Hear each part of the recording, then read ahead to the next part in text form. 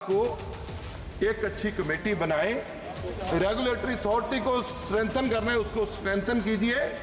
हम इस बिल का समर्थन करते हैं, लेकिन जो पब्लिक है जिसको 2006 में अब चट भी मेरी और पट भी मेरी नहीं चलेगी। हमने सर आते नहीं आप साथ ही दे उस समय सर आप साथ दे। अपने विषय को आपने तो बताया था, आपने सजेस्ट किया था, सिंधिया जी आपने सजेस्ट किया था, ये सिंधिया जी आपने सजेस्ट किया था। बिल्कुल सर, ये गुनाह साथ जाएंगे। माननीय सदस्य अपनी बात कंप्लीट करिए।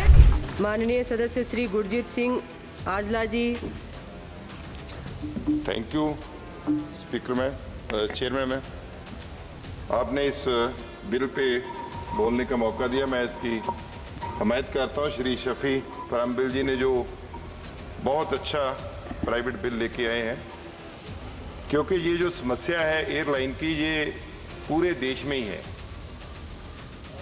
क्योंकि ये अब समय हर किसी के पास बहुत कम है, हर कोई चाहता है कि मैं बाई एयर सफ़र करूं, और आमतौर पर पारिवारिक मेंबर जो 2-2, 4-4 जाते हैं, इकट्ठे जाते हैं, उनको जब एयरलाइन से पता चलता है, जैसे दिल्ली से आप अमृतसर की बात करें, तो मानिए कि जो नॉर्मल एयरफेयर है वो 15-15 हज़ार, 18-18 हज़ार एक आम टिकट का आता है जो इकॉनमी क्लास है। और कई बार तो ये होता है कि इकॉनमी क्लास 18,000 की आती है और बिजनेस क्लास 22,000 की लगी होती है, सेम एयरलाइन। लेकिन इससे मुश्किलात जो है वो आम पब्लिक को इसका सामना करना पड़ रहा है। चेयरमैन मैम, चंडीगढ़ महज 225 किलोमीटर है यहाँ से, उसका किराया 7,000, 8,000, 10,000, 12,000, 15,000 कुछ भी वसूल रहे हैं। सिर्फ 30 मिनट की फ्लाइट है, पता नहीं उसका क्या मैकेनिज्म है। बोर्डिंग पास पे लिखा होता है 1 घंटे की फ्लाइट है, लेकिन फ्लाइट 30-35 मिनट की होती है। और डीजीसीए इसको रेगुलेट करता है और उसके पास पावर है। सेक्शन 135(1) की जो बात की है, उसको पावर देने की जरूरत है, क्योंकि जो कमेटी भी कह रही है, स्टैंडिंग कमेटी ट्रांसपोर्ट की जो रिपोर्ट है 10 अगस्त 2023 को जो प्रेजेंट हुई है, लेकिन उसके बाद भी कोई बदलाव नहीं आया। कोरोना काल में मैम पूरी दुनिया में ये बात आई है कि जो एयरलाइन कंपनी है उसके बाद इन्होंने किराया 3-3, 4-4 गुना बढ़ा दिया, और उसको बाद में किसी ने भी कम नहीं किया। आप मानेंगे, चंडीगढ़ का किराया इमरजेंसी जब कोई सर्विसेज देनी पड़ती है, जैसे कोई फ्लड के माहौल बन गए, जैसे किसान एजिटेशन था, तो चंडीगढ़ का किराया 70-70 हज़ार भी वसूला गया एयरलाइन के द्वारा। अमृतसर का किराया, क्योंकि टूरिस्ट सिटी है, बहुत लोग आते हैं, करीब एवरेज एक दिन में 1 लाख से 1.5 लाख लोग आते हैं। लेकिन मैम उसमें जब किराया इतना बढ़ोतरी होती है, तो अब लोगों के पास ऑप्शन भी है। अब इंटरनेशनल फ्लाइट्स की बात हो रही थी, तो आप मानेंगे अमृतसर से सिंगापुर जाने के लिए 20,000 विद इंक्लूडिंग होटल, सिंगापुर हो गया, मलेशिया हो गया, वहां की एयरलाइन दे रही। और इंटरनेशनल जो एयरलाइन है वो तो दे रही है, लेकिन डोमेस्टिक एयरलाइन है, जैसे पंजाब से भी बहुत लोग यूएई में हैं, गल्फ में हैं, लेबर क्लास है, लेबर करने जाते हैं। लेकिन अमृतसर से जो फ्लाइट स्पाइस जेट है, मैं अमृतसर की बात करता हूँ, वहाँ से फ्लाइट है इंडिगो की है दुबई के लिए, शारजाह के लिए, एयर इंडिया एक्सप्रेस है। तो एयर इंडिया एक्सप्रेस सबसे महंगी मिलेगी आपको, 1 वे 2.5 हज़ार की टिकट है। दिल्ली से लेंगे वही टिकट आपको 16,000, 17,000 में मिलेगी। वहाँ से 400 किलोमीटर कम पड़ता है दूरी, लेकिन टिकट 25%, 35% महंगी है। और लेबर क्लास है, वहाँ उनके कोई पीछे कोई मुश्किल आ जाए, कोई डेथ हो जाए, तो लोग सफ़र भी नहीं कर पाते, क्योंकि उनकी आमदन बहुत कम है, क्योंकि किराया बहुत ज़्यादा वसूला जा रहा है।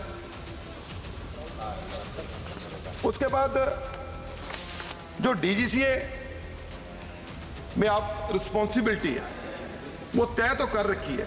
मेरा मानना है मंत्रीगण चेंज हो जाते हैं, दूसरे मंत्री आ जाते हैं। निशिकांत जी जब शुरू होते हैं तो ये 10 साल पुराना 20 साल पुराना शुरू करते हैं। इनको तो कांग्रेस के बगैर इनका भाषण शुरू नहीं हो सकता। ये कांग्रेस जीवी है निशिकांत जी, तो उससे शुरू करते हैं। तो मैं इनको यही कहना चाहता हूँ, निशिकांत जी जो आपने हवाले दिए हैं कि आपने ये गलत किया, 10 साल आपकी गवर्नमेंट को हो गए, आप तो इसको चेंज कर सकते थे। आप 370 ला सकते हैं और कानून ला सकते हैं। अब इसको तो आपने चेंज करना था, आपने चेंज नहीं किया।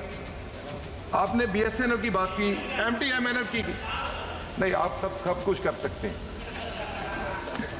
आपने 370 आपने बात की BSNL MTNL की, तो मैं ये कहता हूं कि BSNL का हाल तो पता कीजिए क्या है। गांव में जहां तक वो लोग पहले सर्विस देते थे, अब कोई मुलाजिम ही नहीं है वहां।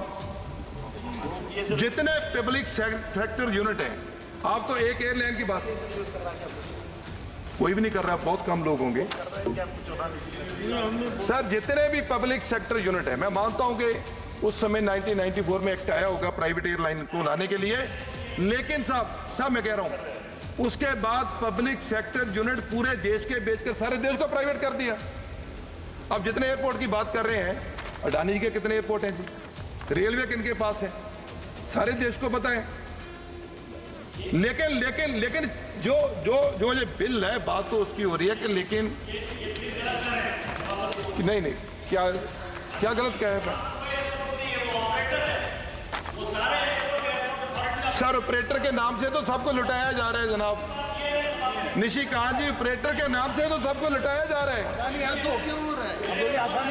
अदानी एयरपोर्ट लिखा हुआ है सब वेलकम करते हैं एयरपोर्ट के ऊपर जाकर। माननीय सदस्य सब हर एयरपोर्ट पे वेलकम कर रहे हैं। अदानी एयरपोर्ट है, उनके मुलाजिम रखे हुए हैं। आप कह रहे हैं नहीं, रेलवे के ऊपर लिखा हुआ है अदानी रेलवे, आप कैसे मना कर सकते हो? वो तो सब लोगों को दिख रहा है। अपनी बात सर, बात तो यही हम कह रहे हैं कि इसको कम करने के लिए, रेट को इसको कम करने के लिए सरकार को एक अच्छी कमेटी बनाए, रेगुलेटरी अथॉरिटी को स्ट्रेंथन करना है, उसको स्ट्रेंथन कीजिए। हम इस बिल का समर्थन करते हैं, लेकिन जो पब्लिक है जिसको ये 2006 में, अब चट भी मेरी और पट भी मेरी नहीं चलेगी। सर आप साथ ही थे उस समय सर, आप साथ थे, अपने विषय को आपने तो बताया था, आपने सजेस्ट किया था, सिंधिया जी आपने सजेस्ट किया था, ये सिंधिया जी आपने सजेस्ट किया था। बिल्कुल सर, ये गुनाह साथ जाएंगे। माननीय सदस्य अपनी बात कंप्लीट करिए। मैं आप सभी से अनुरोध कर रही हूँ अपने सर, मेरी मांग है, जो जितने भी ओल्ड पैसेंजर हैं, जितने बुजुर्ग पैसेंजर हैं, उनके लिए सरकार स्पेशल इंसेंटिव दे।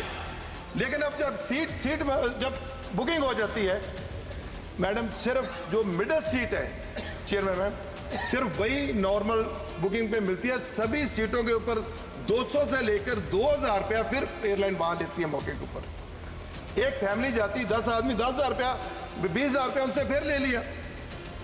तो ये सब चीज को रेगुलेट करना है, और इन्होंने सारा देश बेच के, मैडम आपको सबको पता है। धन्यवाद माननीय। एयरलाइन की बात करते हैं, रेलवे, जो जितने पब्लिक सेक्टर यूनिट है, सारी जायदाद तो इन्होंने बेच दी है।